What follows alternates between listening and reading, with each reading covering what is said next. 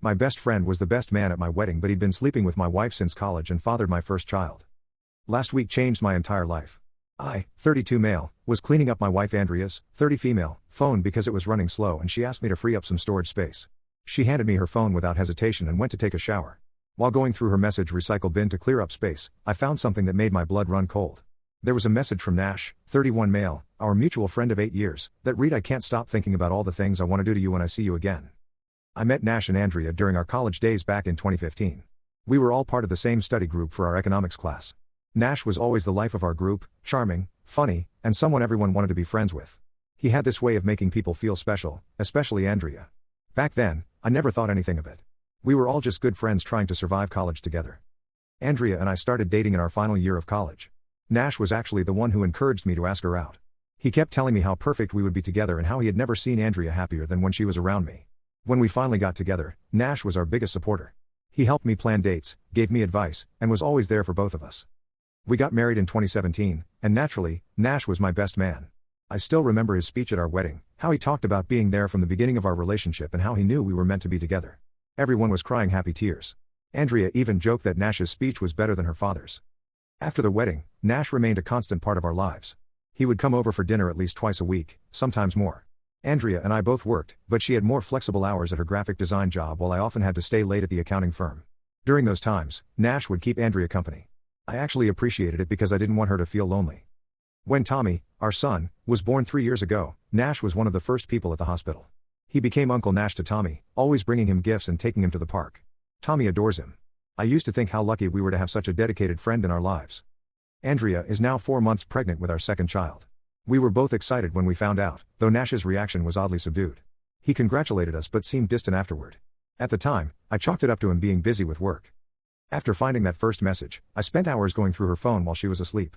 The deleted messages between them went back months. Most were casual conversations about daily stuff, but there were these moments of flirting that made my stomach turn. Messages like "miss your smile" and "thinking about last week" were scattered throughout their chats. They had apparently been meeting for coffee regularly when I was at work. Andrea never mentioned these meetings to me. There were also messages about meeting at his apartment to watch movies and references to inside jokes I knew nothing about. The worst part was finding messages where they discussed how to keep their meetings secret from me. Looking back now, there were so many red flags I ignored. The way Andrea's face would light up when Nash entered the room. How they always seemed to have private jokes. The lingering hugs that went on just a bit too long. The times Andrea would dress up extra nice when she knew Nash was coming over. Tommy's features have always bothered me, but I pushed those thoughts away. He has Nash's brown eyes and his curly hair, while Andrea and I both have blue eyes and straight hair. I always told myself he must take after Andrea's grandfather, who also had brown eyes. Now I'm not so sure. The timing of this second pregnancy coincides with a business trip I took 4 months ago. I was gone for a week, and Nash helped Andrea with some house repairs during that time. Now I wonder what really happened that week. Andrea has been acting completely normal since that day. She still kisses me goodbye every morning, talks about baby names, and plans Tommy's upcoming birthday party. Just yesterday, she asked if we should invite Nash since he's such a good uncle to Tommy. The way she can act so normal is driving me crazy. I've lost weight this past week from stress. I can barely sleep, and when I do, I have nightmares about them together. Work is suffering because I can't focus. My colleagues have noticed something's wrong, but I can't bring myself to tell anyone. Yesterday, Nash called me out of the blue. He wants to meet for drinks this weekend, says he has something important to discuss. I agreed, trying to keep my voice steady. Part of me hopes he'll confess everything, but another part dreads hearing the truth from his mouth. I don't know what to do anymore. Should I confront Andrea with what I found? Should I wait and see what Nash has to say? Should I hire a private investigator to gather more evidence? The thought of Andrea being with Nash, possibly for years, makes me physically sick. The possibility that Tommy might not be mine is eating me alive. Every happy memory we've shared feels like a lie now. Our wedding day, Tommy's birth, family vacations, were they all just a cover for their affair? How many times did they laugh at me behind my back? How many of our friends know about this? I keep cycling between rage, despair, and numbness. One moment I want to confront them both and scream, the next I want to just pack my bags and disappear. The only thing stopping me from doing anything rash is Tommy. He's innocent in all this, and I can't bear the thought of hurting him, even if he might not be mine biologically. I need advice. How do I handle this situation? How do I face Nash this weekend? How do I look at Andrea without falling apart? Everything I thought I knew about my life seems like a cruel joke now. Update 1. The past 2 weeks have been absolute hell. I met with Nash last weekend at a bar across town, far from our usual hangout spots. I arrived early and had 2 drinks just to steady my nerves. When he walked in, he looked nervous but tried to act normal, giving me our usual fist bump greeting that now felt like a mockery of our friendship. He ordered a beer and started telling me about this amazing job opportunity in Seattle, how a tech company had headhunted him and offered him double his current salary. The whole time he was talking, I just stared at him, wondering how many times he had lied to my face over the years. When he finally finished his cheerful monologue about his bright future, I pulled out my phone and showed him the screenshots I had taken of his messages with Andrea. The change in his demeanor was instant. All the false cheerfulness drained from his face, replaced by a sickly pale color. His hands started shaking so badly he had to put his beer down. For a long moment, he just sat there, opening and closing his mouth like a fish out of water. Then everything came pouring out. He and Andrea had been sleeping together for the past year, but their history went much deeper than that. They had been friends with benefits throughout college, something they both decided to hide from me when Andrea and I started dating. According to Nash, they ended things completely when Andrea and I got serious, but the attraction never really went away. The affair started up again during my business trip to Chicago last year. Nash had come over to help Andrea fix a leaking pipe in our bathroom, a job I had been postponing for weeks. They ended up drinking wine after the work was done, one thing led to another, and they slept together. After that, it became a regular thing. Nash's voice cracked as he told me they tried to end it several times, but always found their way back to each other. They would meet at his apartment during Andrea's lunch breaks, or when I worked late. Sometimes, when I was away on business trips, he would stay over at our house after I had gone to sleep on video call with Andrea. The revelation about Tommy felt like a physical blow. Nash admitted that he and Andrea had a brief reunion just before she and I started officially dating. The timing coincided perfectly with Tommy's conception. All these years, they both suspected but never got tested, choosing to live in denial. I sat there, feeling like I was watching my life burn down around me. Every word he spoke was another match to the gasoline. He kept apologizing, tears running down his face, saying he never meant for any of this to happen. The job in Seattle, he revealed, was his attempt to remove himself from the situation. He claimed he had been feeling guilty for months. After leaving the bar, I drove around the city for hours, trying to process everything. When I finally got home around midnight, Andrea was waiting up for me. One look at my face and she knew. She knew that I knew everything. What followed was the worst night of my life. Andrea broke down completely, confirming everything Nash had told me. She fell to her knees, begging me not to leave her, swearing that the baby she's carrying is definitely mine. They had been careful since she found out she was pregnant. The most painful part was learning about their college relationship. All those times I had talked to Nash about my feelings for Andrea, asked his advice about dating her, shared my insecurities, he had already been intimate with her. They had both sat through my wedding planning, helping me create the perfect day, while keeping this massive secret. Andrea's confession got worse as the night went on. She admitted that several of our friends knew about their past relationship but had agreed to keep quiet about it. The monthly book club she attended? Sometimes she would skip it to meet Nash. Those extra yoga classes? More lies. The next morning, Andrea's sister Lisa showed up at our door. Apparently, Andrea had called her in hysterics after our confrontation. Lisa tried to play mediator, telling me how sorry Andrea was, how she would do anything to save our marriage. She brought up the pregnancy, warning me about the effects of stress on the baby. She even tried to minimize the affair, saying lots of marriages survive infidelity. I asked Lisa how long she had known about Nash and Andrea's history. Her hesitation told me everything. She had known since college. Everyone had known except me. I was the fool who had no idea his wife and best friend had a sexual history together. Andrea has been staying in our guest room since that night. She keeps trying to talk to me, to explain herself, but I can barely look at her. Tommy, thankfully, is too young to understand what's happening. He just knows that mommy and daddy are sad. I've contacted a lawyer secretly. I don't know if I'm ready to make any decisions yet, but I need to know my options. The possibility that Tommy isn't mine complicates everything. The lawyer suggested getting a paternity test done before proceeding with anything. Nash has been blowing up my phone with messages and calls, probably trying to do damage control before he leaves for Seattle. I've blocked his number. Andrea's family members keep calling too, all trying to convince me to work things out. Her mother even suggested marriage counseling, as if therapy could fix years of lies and betrayal. Right now, I'm just trying to get through each day.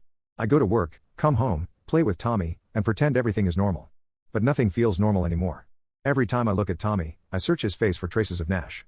Every time Andrea touches me, I wonder if she's comparing me to him. I feel like I'm living in a bad dream, waiting to wake up. But there's no waking up from this nightmare. Update 2. The past 2 months have felt like a slow-motion car crash. After weeks of agonizing over it, I finally got the paternity test done for Tommy. The results came in yesterday morning, -0% probability that I'm his biological father. Even though I had suspected it, seeing those results in black and white destroyed something in me. I broke down in my car in the clinic's parking lot. I also did a prenatal paternity test for our unborn child. At least there was one piece of good news: this baby is definitely mine. The relief I felt was immediately followed by guilt because a part of me had hoped it wasn't. It would have made leaving easier. Andrea moved out last week. She's staying with her parents now. The night before she left, she tried one last time to convince me to work things out. She brought up our history together, the good times we'd shared, the baby on the way. But all I could think about was how she had let me raise another man's child while maintaining a relationship with the real father. The level of deception is still staggering to me. Nash, true to his word, moved to Seattle. But before he left, his lawyer contacted mine. He wants to establish his legal rights as Tommy's biological father. The man who betrayed me, slept with my wife, and lied to my face for years now wants to be formally recognized as my son's father. The audacity of it makes my blood boil. The hardest part of all this has been Tommy. He's too young to understand what's happening, but old enough to know something is wrong. Every time he asks when mommy is coming home, it feels like a knife in my chest. Yesterday, he asked me if he could have his next playdate at Uncle Nash's house because he misses him. I had to leave the room. Andrea's parents have been relentless in their attempts to change my mind about the divorce. Her father came to my office last week, causing a scene in front of my colleagues. He kept saying that I was throwing away a good marriage over ancient history and a mistake. He even had the nerve to suggest that since I'm not Tommy's biological father anyway, I should be more understanding about Andrea's relationship with Nash. I had security escort him out. The betrayal runs deeper than just Andrea and Nash.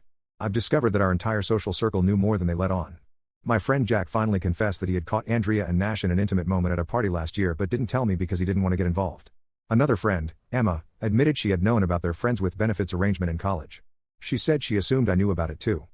Andrea's sister Lisa, who had initially tried to play peacemaker, has now shown her true colors. She posted a vague but pointed message on social media about how some men can't handle complex relationships and how forgiveness is a sign of strength. Several mutual friends liked her post. I've blocked them all. The divorce proceedings are moving forward. My lawyer says that since Andrea is living with her parents and I'm staying in our house, this could work in my favor regarding property division. But the custody arrangement is going to be complicated. I'm not Tommy's biological father, but I'm listed on his birth certificate. Nash wants visitation rights, and Andrea is supporting him in this. Work has become my escape. I've thrown myself into it, taking on extra projects and staying late at the office. My boss has been understanding, especially after Andrea's father's scene. She offered me a transfer to our Boston office if I want a fresh start after everything is settled. I'm seriously considering it. Last weekend, while packing up some of Andrea's things that she left behind, I found an old photo album. There were pictures from our college days, me, Andrea, and Nash, all smiling at the camera, arms around each other. Looking at those photos now, I can see what I missed back then. The way they looked at each other, the subtle touches, the inside jokes captured in frozen moments. I was blind to it all. The pregnancy is progressing normally, according to Andrea's doctor.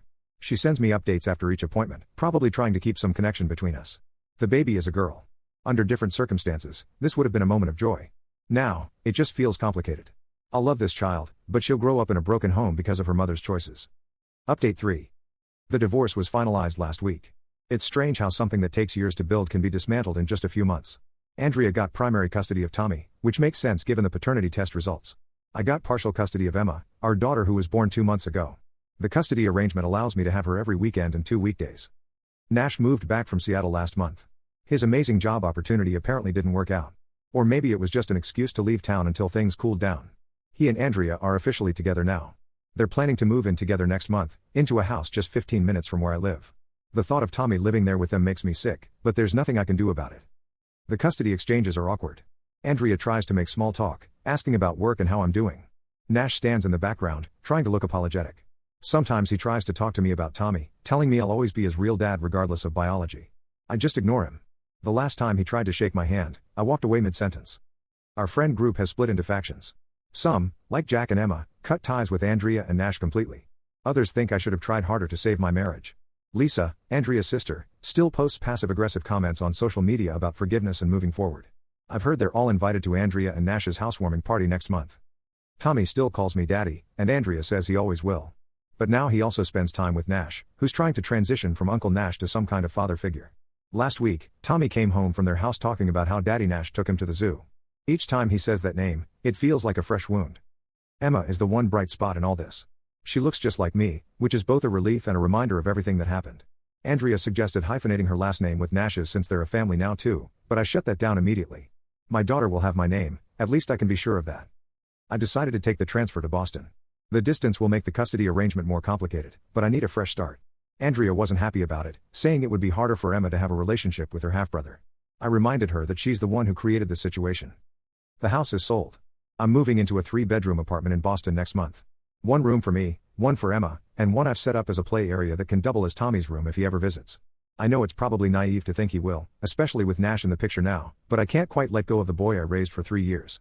Sometimes I wonder what would have happened if I hadn't found those messages that day. Would they have continued their affair indefinitely?